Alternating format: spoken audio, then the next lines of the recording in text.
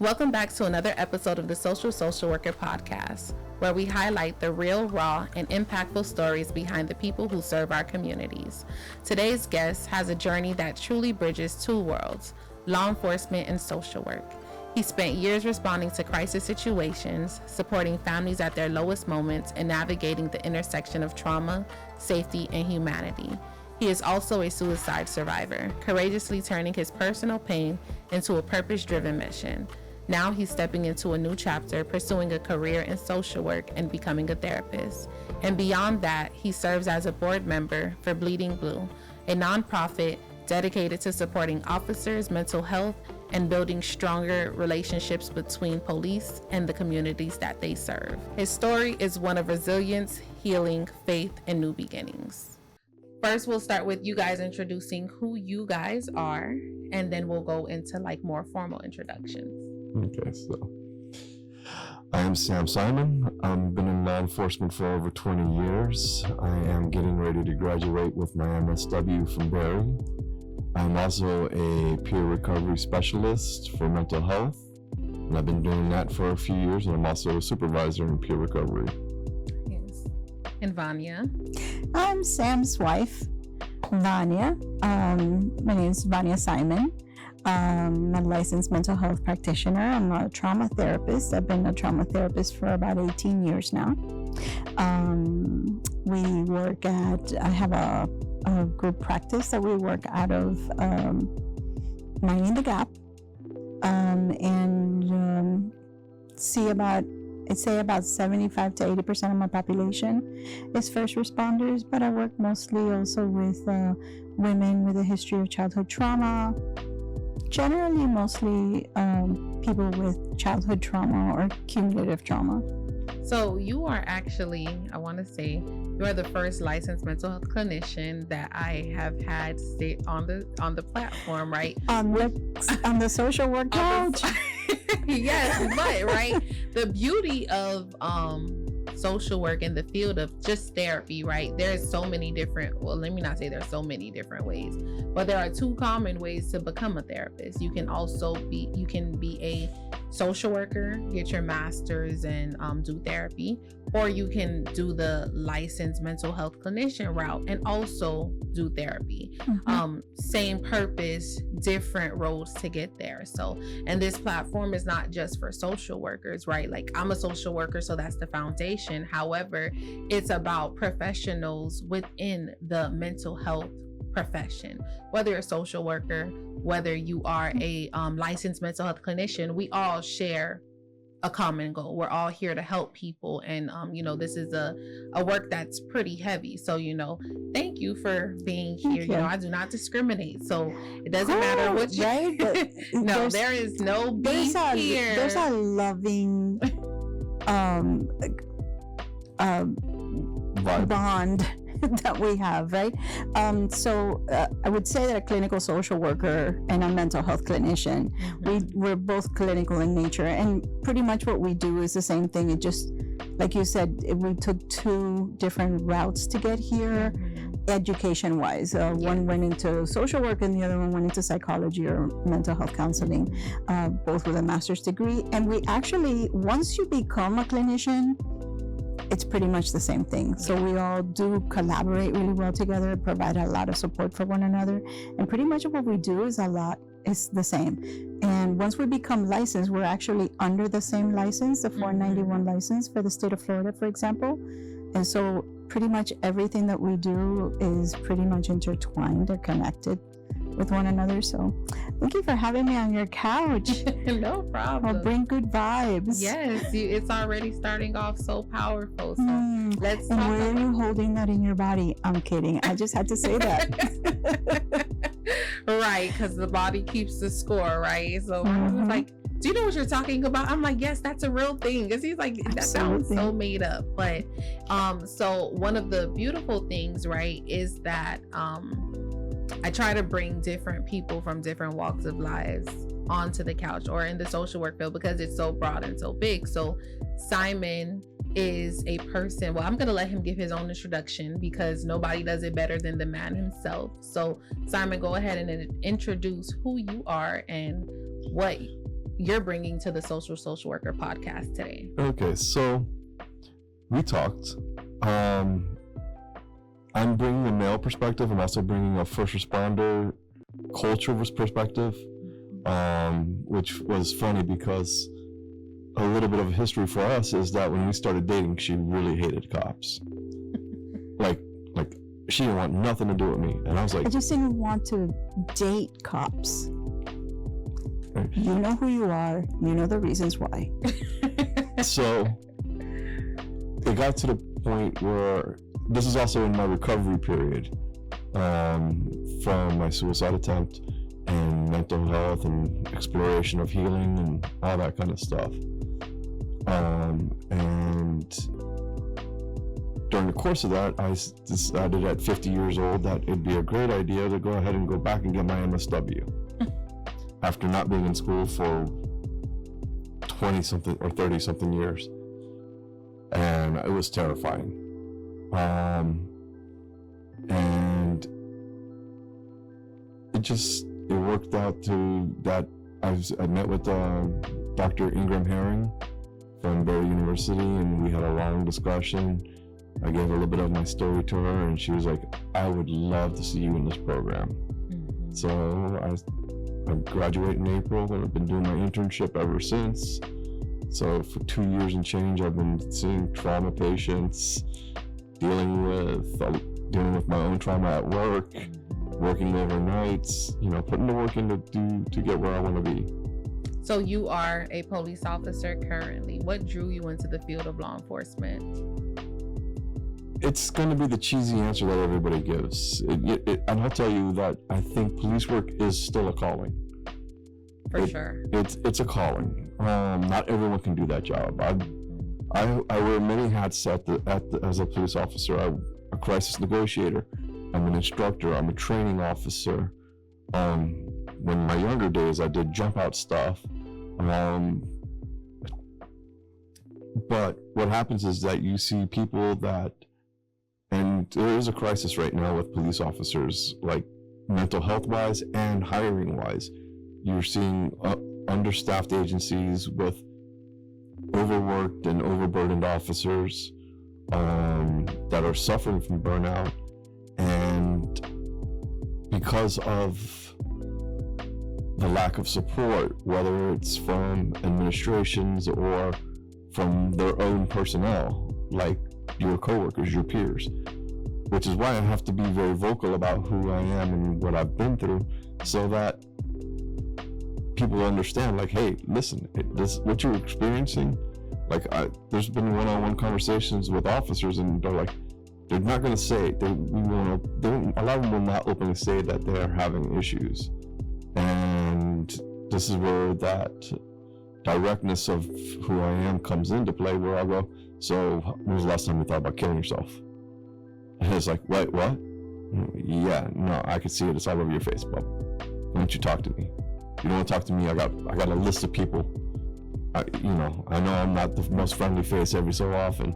So if you want to talk to a woman because you want that motherly and nurturing perspective, I got a woman for you. If you want to talk to a female officer, I got a female officer. So it just gets into that kind of directness.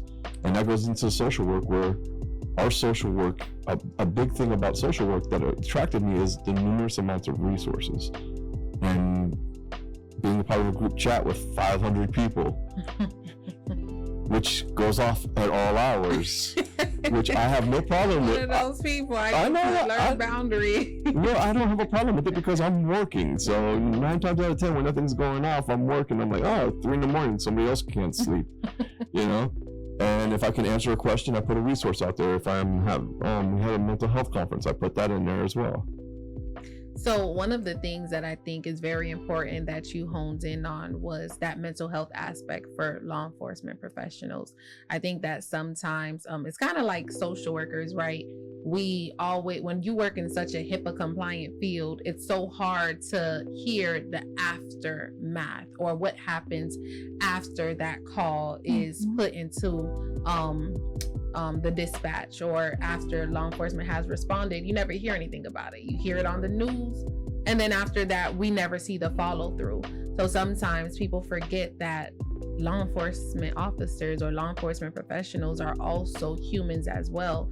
They bleed like we bleed. They deal with trauma like we deal with trauma, and probably even more because they see things on a day-to-day basis. Like doing therapy, I can imagine what it's like going home just with hearing the stories that we have to hear from our clients, but being on the front lines and witnessing and seeing some of the most, because you guys are really out there in the field, and like you said, you work overnight, so you're getting those calls where everybody should be asleep, but people are still outside and it's dangerous. And they told me the quotes from Don Shula that nothing good happens after midnight.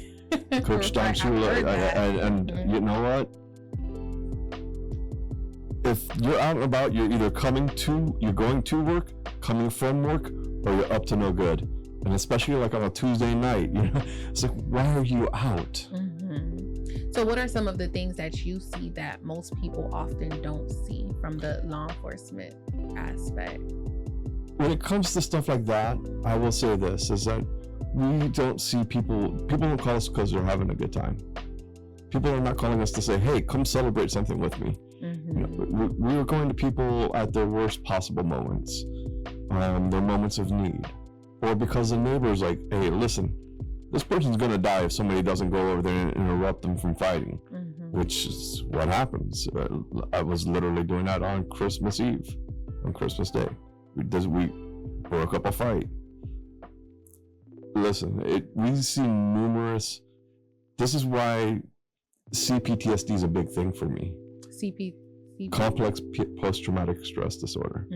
It's not even a diagnosis yet. We're hoping it gets into the next DSM. She talks a lot about it. She educates the clinical aspect of it a lot. But think about therapy. Normally people want to work on one thing when they go to therapy. My therapist, when I started getting into therapy, and I had to go see my own therapist, she was doing, I can't remember the technique, or it's a style where they keep going over the same incident over and over and over. Because I had suffered a nearly life-ending incident. And she kept saying, hey, let's talk about this. Let's talk about this again. And I'm like, well, I was involved in an incident where somebody was shot 5 times in their chest and 3 in their head. And I had to sit there and talk to them and get their information. So that's kind of on my mind right now instead of that incident. And they're like, excuse me? And I'm like, yeah.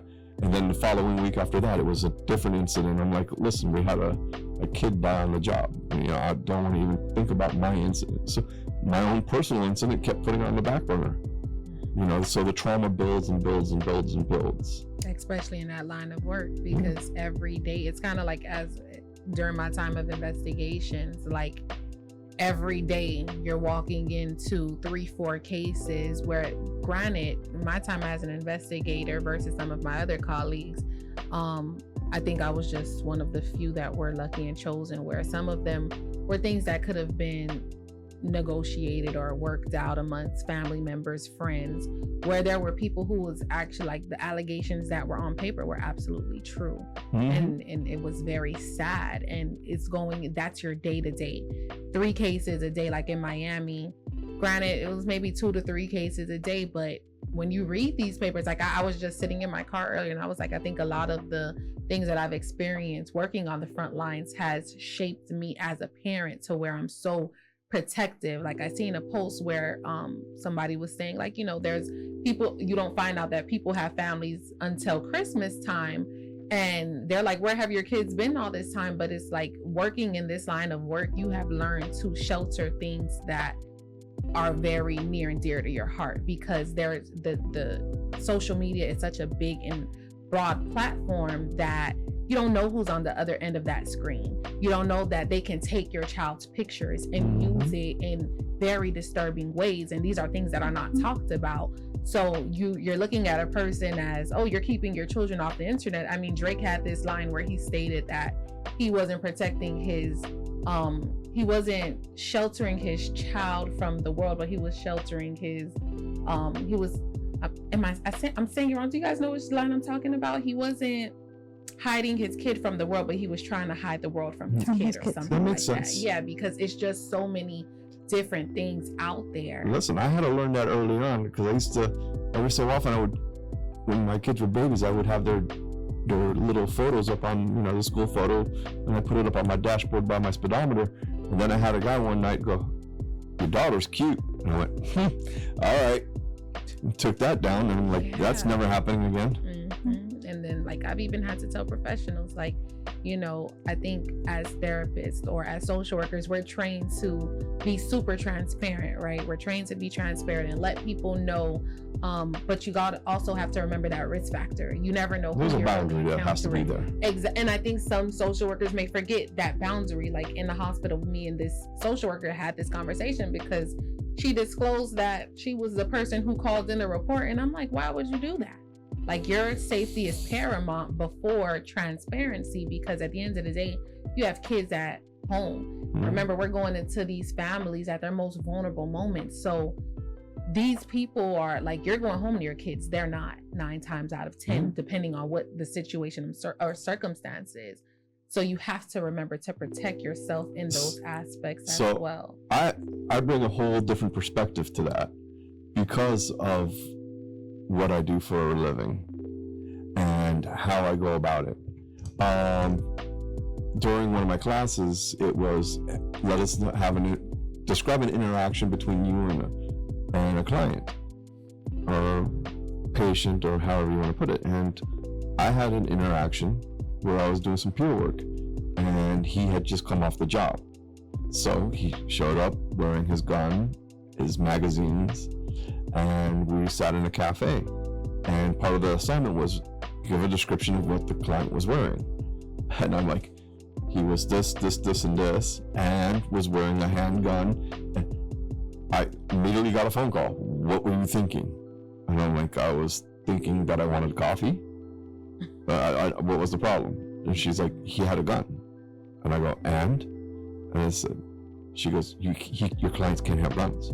I said, and look at her shaking her head. Because it's like she said, 75% of her population are police officers. Mm-hmm. And yeah, you could put that sign that says no guns allowed in this office. But if you don't trust that cop with his gun, he's not going to trust you with whatever secret he's got to say. Mm-hmm. Not even a secret, whatever he wants to, he's got to be able to trust you.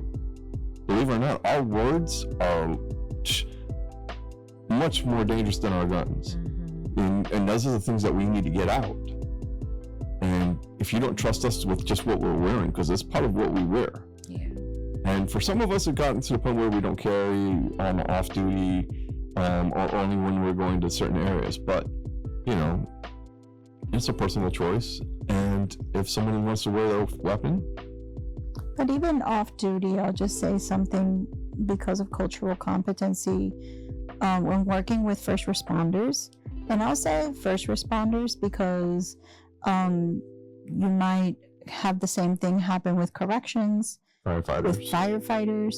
And if you think about it, it's because of that hypervigilance that is happening with them, right? So one of the first things that we see when someone is showing symptoms of cumulative trauma, right, or complex trauma, it's really hard to turn off your hypervigilance. Yeah. So yes, my officers, when they come in, they may be coming in from work. They're coming in on their way to work. Mm-hmm. Sometimes they take a break in between work and run in to come to therapy. So remember, they're working 12-hour days, 10-hour days. Sometimes they're working doubles. So whatever time they can get, their hours are strange. So whatever time they can get to come into therapy, I appreciate that they're making that time. Mm-hmm. So imagine if I started to put some of those parameters on top of that, right? But also, this is who you are as a person. That's how you dress. When they're off duty, you can expect that they're also going to be carrying. Yeah, for sure. Okay, because it's part of that sense that I'm wearing a certain kind of shoe or a certain, right? So am I armed? The learned behavior. Right. For me, as a clinician, one of the things that I measure when I'm measuring how a person's hypervigilance is doing, their ability to self-regulate that, is the amount of times what is happening to that weapon as they are sitting, as they come in, just as what is happening to them in terms of where in the room they sit, when they come in. The weapon might be up here on their person. It might start to sit next to them. They might notice it bothers them and they want to get more comfortable, and they may stop bringing in their weapon. Like you said, what we notice is that a lot of first responders, as they start working on themselves, they find more space in between their hypervigilance and their ability to put down their guard and have their choice again, right? Have some of that freedom again to be able to choose when they need their gun and when they don't. So giving that space and using that also even as part of your clinical treatment, as allowing or recognizing where a person is at and just being there with them during that time. And I think that's the beauty of therapy, right? Like one of the biggest things that I lead with when I do therapy is always meeting that client where they're at. Yes. You have to, there is no one size fits all method. And that's why I love therapy, right? Because it's not, okay, you know how in doctor offices, there's a diagnosis and okay, here are the prescribed medications that you need to take.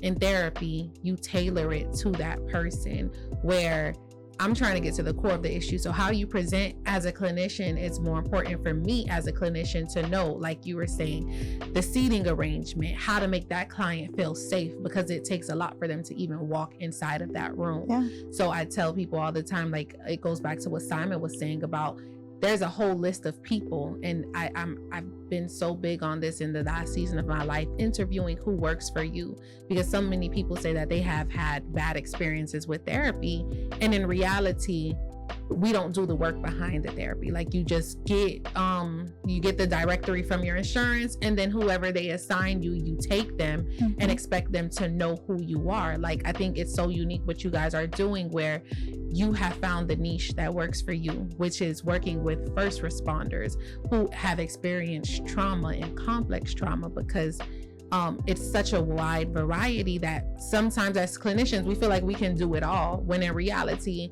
get skilled in the area that you are currently in and stay in your lane, because there's so many different lanes in therapy, and even as a clinician it can burn you out if you're trying to be all over the place. Like for me, my heart has been in child welfare, so I stay in my lane, and then now more than ever, child welfare and professionals, because we do so much hard work. My hat goes off to the clinicians who deal with that heavy trauma work on a day-to-day basis, because it's a lot, but that's just what has worked for me. And I think that as a clinician, it's very important to figure out what's your niche and to just maximize that so that you can better serve the community that you're working with, and also don't do a disservice to yourself. So I know that Simon, you have a personal experience with mental health. Do you want to talk a little bit about that? So I went into crisis in around 2018. I was in a very bad low point in my life, and I decided that was going to be the night that I was going to use my handgun on myself. So, thank God for my crisis negotiation experience as well, because I was able to negotiate with myself. Like it was like kind of like talking to me, like, listen, what? You get to a point of hopeless and helpless. Those are if you hear those words, you're already in a deep end. Or if you even if you know somebody that's going through those feelings, you're borderline into a bad area. And that's where I was at. So I finally was able to scratch a little bit of light out for myself.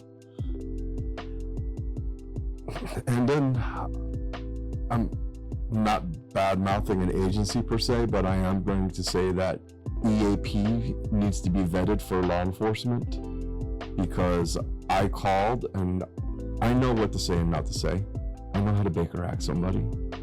So all I said was, hey, I'm a law enforcement officer, I'm in crisis, I need help. And then I was promptly put on hold for 10 minutes. And then, here's 2 clinicians you can call in the morning. And I went, excuse me? And this was my turning point. So I called the clinicians in the morning and I go, hey, one didn't answer, and the other one I answered, and I go, hi, I'm a police officer. do you work with first responders and vets? Because we have a very similar language, we have a very similar culture. And I want to talk to somebody that knows how to work with that culture. And they go, why do you think you're special? And I said, well, obviously you're not the clinician for me. I didn't say it that way. I was given specific instructions not to curse. So I hung up and then began my journey into training on being a person for first responders, on how to be a peer, on how to help somebody that was in crisis. I became a member of CIT. I was at one point the liaison for my police department, which is the critical incident team.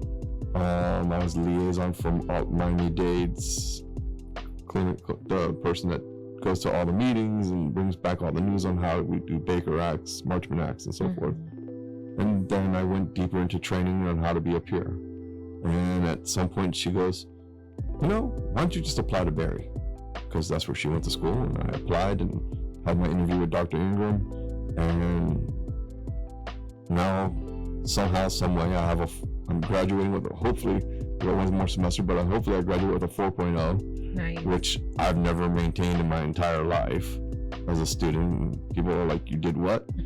And I bring a lot of the aspect of the personality from law enforcement into my clinical skills, because I see clients right now as an intern.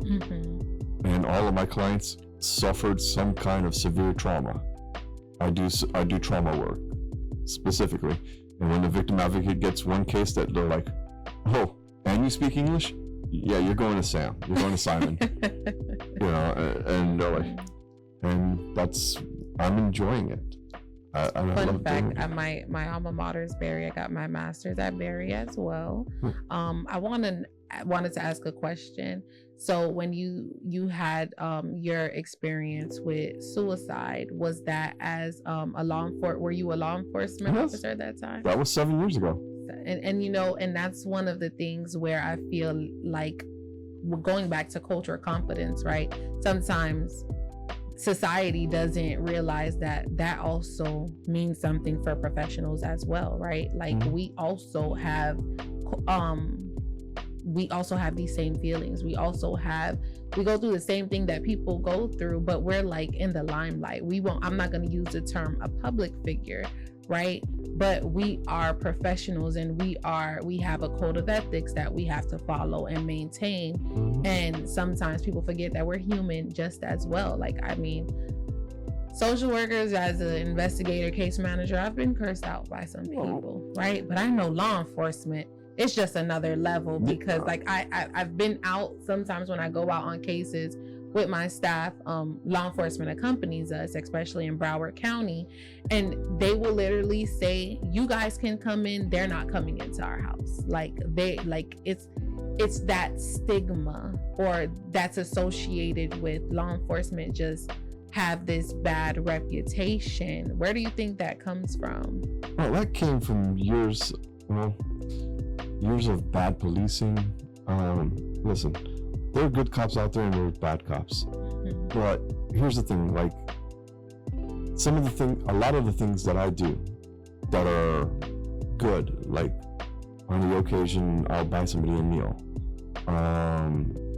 We had a guy screaming at another officer, and she called for emergency backup. I show up and I'm like, hey, why are you screaming? Because no one's listening. I'm listening. What's wrong? And it goes into training and how to deal with people in crisis, and that's also years of experience. And he goes, no one's listening to me. And I go, what do you need? He goes, I need some water. It was 100 degrees outside. And I'm like, absolutely, buddy. Do you want me to buy you some water? Yeah. Can you take care of that for me? No problem. And here's the thing, is like, there's 1,000,001 cops that do the same thing. But we will never post it on social media, because if you're doing that, then you're not doing it for the guy. You're not doing it for the right reason. You're doing it for hey, look at me, I'm a good cop. Nah, dude. Listen, I had a lady try to videotape me while I was doing it. I took the guy into a Dollar Tree. And I'm like, let's get a basket and let's get you what you need. He goes, can I get some socks? Absolutely. Can I get some food? Sure. He goes, can I get this bag of chocolate? And I looked at him and I'm like, buddy, if you eat that chocolate right now in 110 degrees weather, you're gonna have some other issues besides no one listening to you. Mm-hmm. And he started laughing, and we were joking around, and we walked around the store, and I spent $20 on him and gave him an extra 10, and I was like, have a great day, man. And he was like, give me a handshake and fist bump, and I'm like, all right, man. Never saw him again, but I know that I made a difference in his day, in his life. And this lady was like trying to videotape me. I'm like, don't videotape me. Mm-hmm. I said, no, it's not for public consumption. This is not why I do this. Where do you think that disconnect comes between law enforcement and the population that serves? The grapevine is a great thing, right? The grapevine. You say one thing, you whisper into somebody else's ear, you whisper into somebody else's ear, you whisper. It goes down the line, right? And by the time it gets to number 10, it is nothing near what you said in the beginning, right? So one person has a bad interaction with a police officer, right? Whether the cops are at fault or the person's at fault, doesn't matter. There's a bad interaction.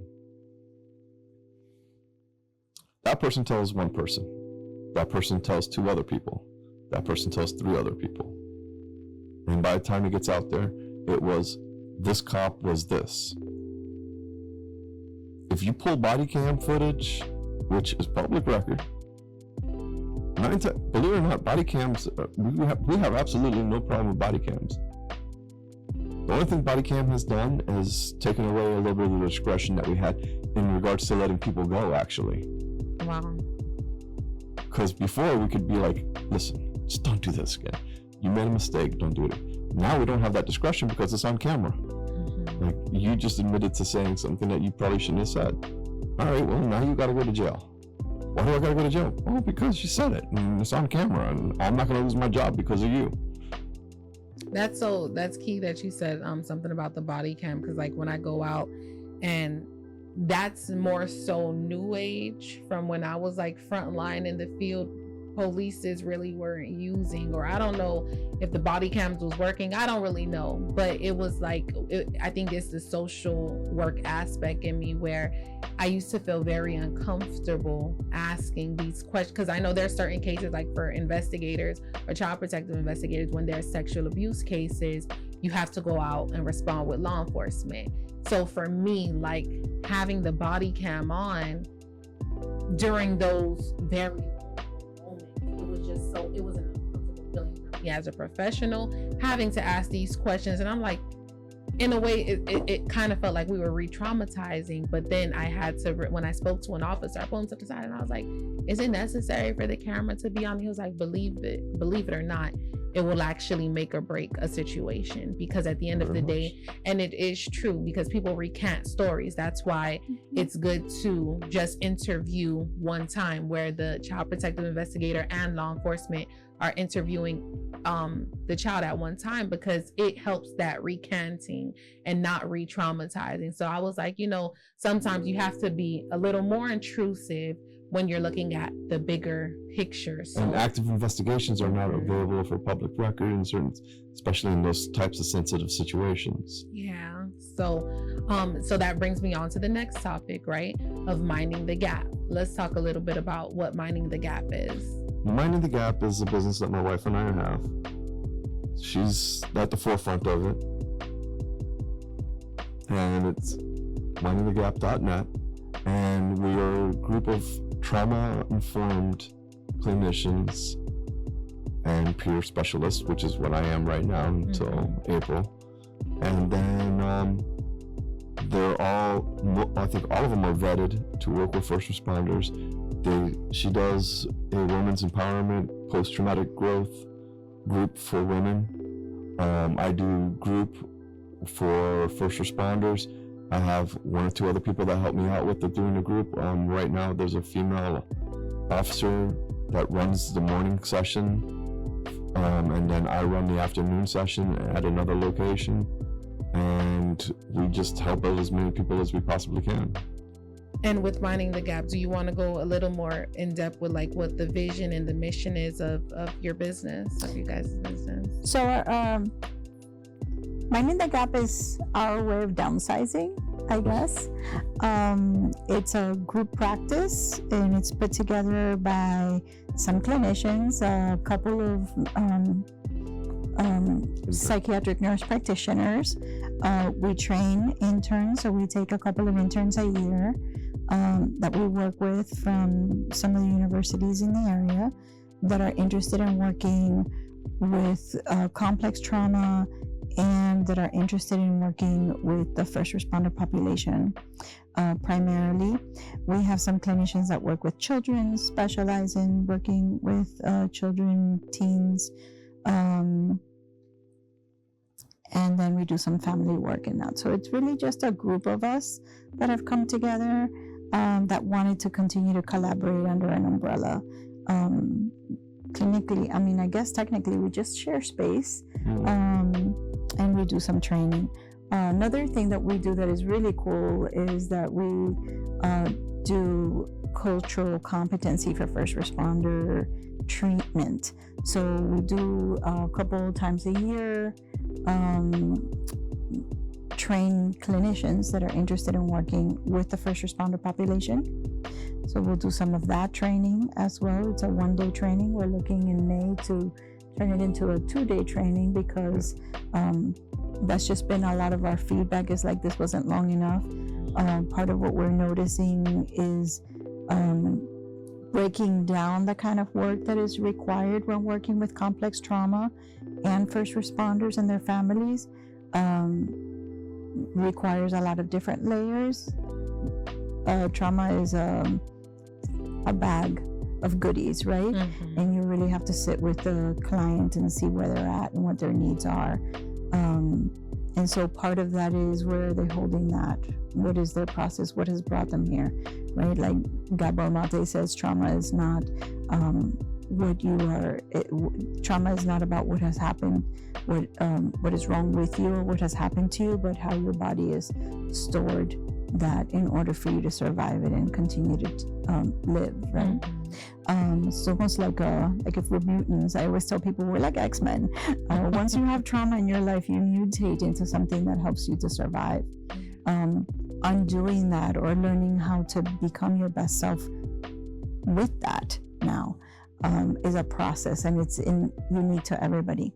So we love that we get to do that training. We do it in collaboration with Bleeding Blue.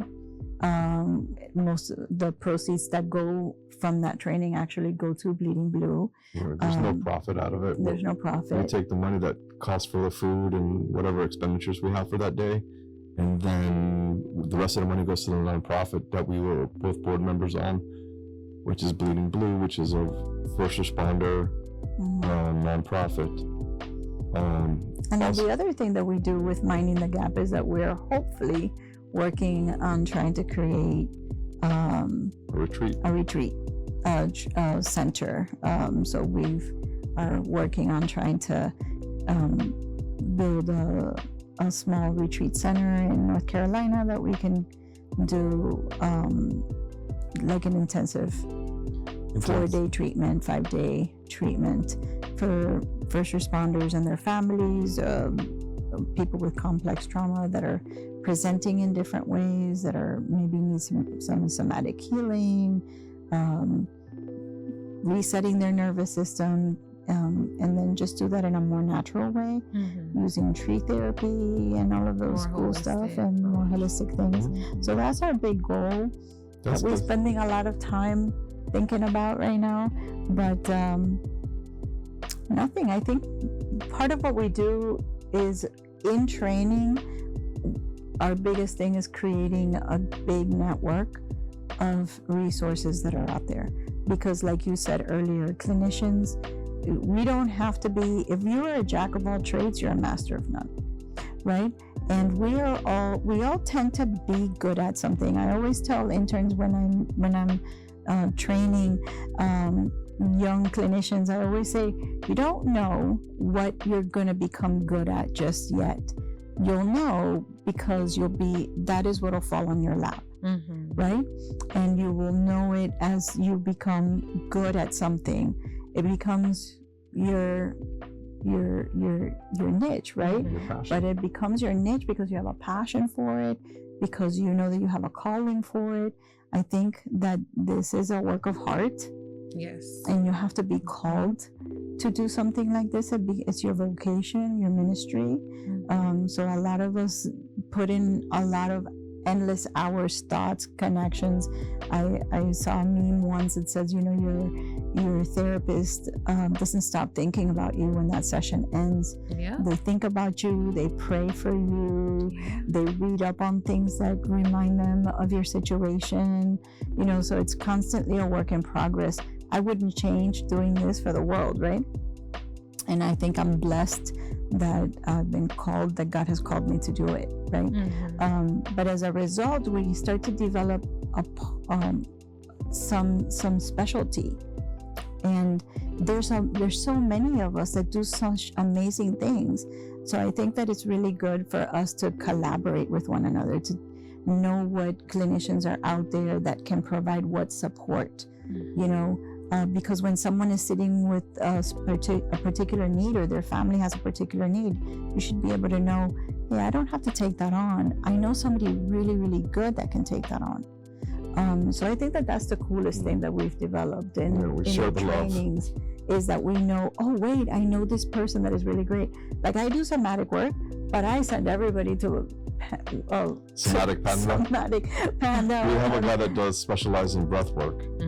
And he's a police officer as well, but you wouldn't be able to know that he was a cop unless he told you.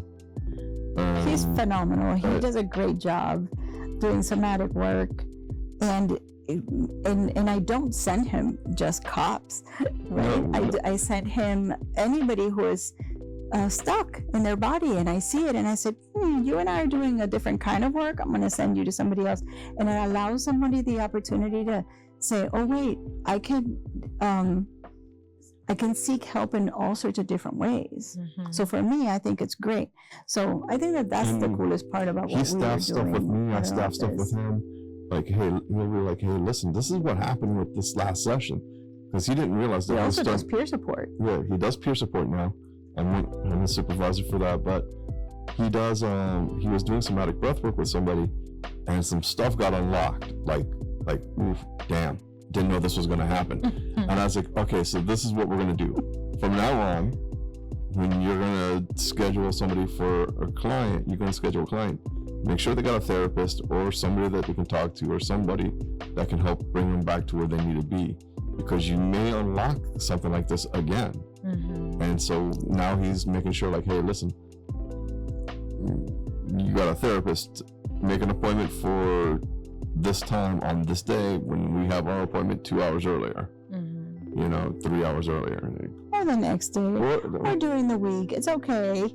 But to be fair, he did have someone, that person was seeing someone in therapy. So he covered his bases. He does a great job. So I wanted to just touch briefly on Bleeding Blue. You guys mentioned it briefly. What is Bleeding Blue, and what role do you guys play in it? We are on the board. BleedingBlue.info. It is a nonprofit for first responders and their families, whether they're going through an injured officer, death in the line of duty, stuff like that. And we all volunteer our time. We make no money off of it. It's a nonprofit. All it does is cost us our time. And it's run by a detective from Miami-Dade named Danny Morales. Super awesome guy, who brought that in online in November of 22 after Detective Etchi was killed on the line of duty. And the family, he's like, hey, the family needs to be taken care of. Him and his brother started Bleeding Blue. Now, Bleeding Blue started seeing a mental health need. And I met Danny at a CIT meeting, And we sat down and we had a conversation, and we had more conversations, and he started seeing a need for mental health and mental awareness and resilience, and he wanted to bring that into Bleeding Blue. Well, lo and behold, he started letting me do peer meetings at his offices there that was separated from the county. And we do the annual mental health I'll get into that. conference. I'll get into that. Okay. Coming up in July, we will have our third.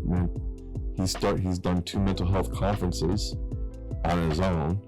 Like, he put them together with his crew from the Bleeding Blue board and so forth. And we're going into the 3rd year, and we are actively starting the planning of it right now.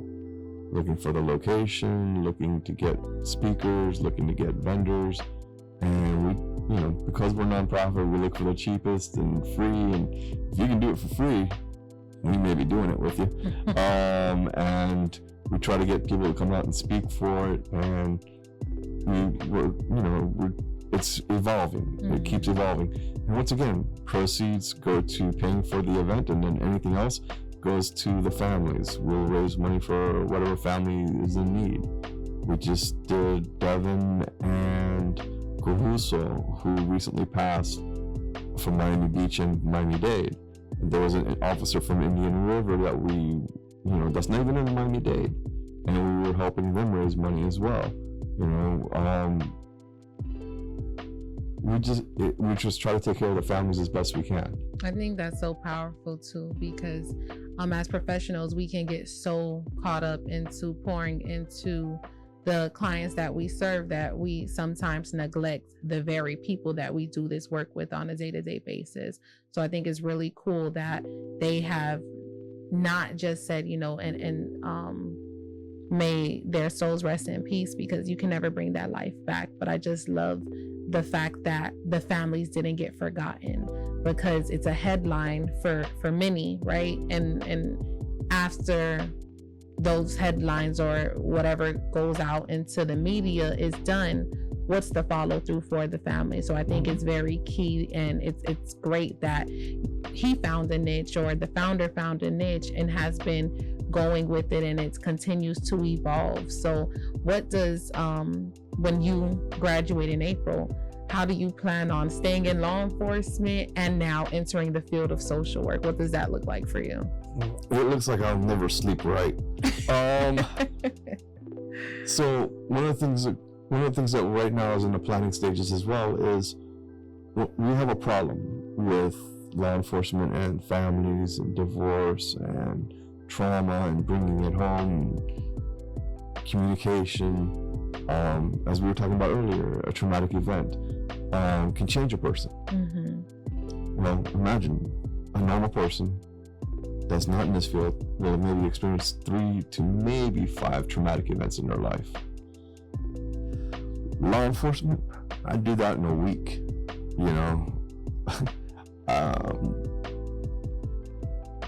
we do well over in the hundreds within our career span. And what may be traumatic to you, trauma is unique to everybody. What may be traumatic to you may not be traumatic to me, and so forth. But you go to so many different kinds of calls, so many different types of events, something's going to stick. Mm-hmm. So one of the things that we're in the planning stages of right now is a family day where we talk to kids. We have the kids separated from the parents. We have the spouses separated from the law enforcement officer, and the law enforcement officer is separate. And we talk about communication, and we talk about what the family needs and so forth. Because even on my clients that have just gone through a single incident, they all of a sudden have marital issues, and they're like, I don't know what's wrong. And I have to keep explaining, like, hey, dude, you're no longer the same person. So, So with that, it's great that you found your niche, right? Or that you already are going into social work, knowing what it is that you want to do. You've identified that gap that's already there for law enforcement. And that's one of the things that I've always told people, like, social work is such a broad field that you can work with so many different people, so many different populations. And officers, like one thing I feel like you always learn better from people who have walked that line with you, who have been hand in hand with you. So there's definitely a niche. I'm pretty sure you are going to do well within that field because one, you're a male.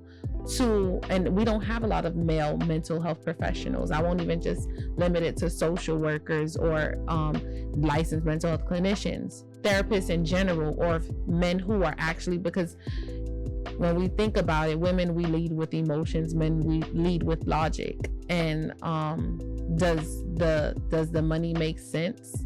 No. This has to be something that you're drawn to do, and then the money will come, right? And that's one of the things that I'm also glad that we're breaking that misconception, because you can make money in social work. And is it gonna be the high six figures? No, but it is what you make it to be. So let me tell you something, because that's a big thing. In law enforcement, there's so many ways to make money. But what does it cost you? It costs you time. Mm-hmm. And that's the big thing. Like, I got caught into a loop just myself 2 weeks ago. Like, because I'm not in school for winter break, all of a sudden, I picked up 3 or 4 overtime details in 1 week. And she had to check me. She goes, "What the hell are you doing?" And I'm like, "I don't know." And I recognized that I was going into a bad area. Like, this is hurting me more than it's helping me. Mm-hmm. And you gotta recognize that the time. There's 2 things you can never get back: words and time. Mm-hmm. And the time is everything, especially with your loved ones. If you want to be about that family, be about that family, and just understand something. What you have is enough. Yeah. As long as the bills are getting paid and there's food on the table, you're a rich person. Mm-hmm. Yep. And that's one of the things where I know that there's some people who, even when I've went to hospitals, you can see the frustration on their faces. One thing I know, that people who are doing therapy or are in social services, it's definitely because there's a passion for what they do. The money doesn't keep you here long term. The money may come, right? But it's not going to be the thing that walks you into the door. Whereas in law enforcement, you can easily, with a high school degree, go and make $50,000 where 50. And that's just minimum, right? That's just like on the low end, but like you said, it's the complex trauma that you deal with. It's one thing that I wanted to touch on that you had stated. There's different types of trauma, right? You have the firsthand trauma, which I feel like a lot of law enforcement officers deal with, because like for me, by the time it gets to me, it's a piece of paper, right? It goes into the hotline, we go out, we investigate to see if it's true or not. Whereas law enforcement, you guys get the call, you're dispatched out immediately. Same thing with investigators too, but it may or may not be true. But you guys get more calls than we do. And you guys see more things on a day-to-day basis for you through the wee hours of the night. And if you're doing that overtime, so like you said, that 100, it doesn't sound exaggerated. It actually sounds like it makes sense, because that's y'all day-to-day 9 to 5 routine. So I always want to leave the audience with something, right? So you work with 2 different types of population. So first, if you had any advice to leave with law enforcement professionals, and remember your camera's right there. So what would you want to leave with your law enforcement professionals? It's a job. It is not your life. It is only part of your identity. And don't be afraid to change it. If you need to change it, you need to leave it. If it's not for you anymore, it's not for you anymore. But don't be afraid to evolve. Don't be afraid to be home. One of my big red flags was I was avoiding being home. And that may hit home for some people that are listening, that are law enforcement. Get comfortable being uncomfortable. You need to be. And don't be afraid to reach out. If you don't reach out to me, reach out to somebody. It doesn't, whether it's somebody at work or a therapist. If you need a good therapist, there's lists and lists and lists of therapists out there between Minding the Gap, especially Bleeding Blue. Go to bleedingblue.info and go to Just Ask. That's literally the title, Just Ask. And the answer is there. There's therapists, training, everything. So just for law enforcement, if you're struggling, especially around this time of year, reach out. And even if it's just to talk and bitch and complain about something, just do that. Get it out. And to our professionals, right? You now, because you see it from two different lenses. You see it from a law enforcement aspect, and now you're seeing it from the clinical side. So what would you have? For two people who are interested in getting into the law enforcement profession as social workers, what advice would you leave them with? A social worker going into law enforcement? Yeah. Or law enforcement going into social work? I want to say both, because, right, you can do forensic social work. You can go ahead and be like a victim advocate, and you have to be open-minded to the culture that you are going to work with. Mm-hmm. If you're not open-minded, so I'm trying to say this in the right way. I know that there's a perspective, and I understand that there is a thought process behind all law enforcement is this, all law enforcement is that. It isn't. And if you want to go into law enforcement, listen, get into shape, have an open mind, get educated about what you're going to get into, and have a mindset for it. Fun fact: veterans, first responders, and criminals have one thing in common. We all scored about 3 to 4 on our ACEs, our adverse childhood experiences.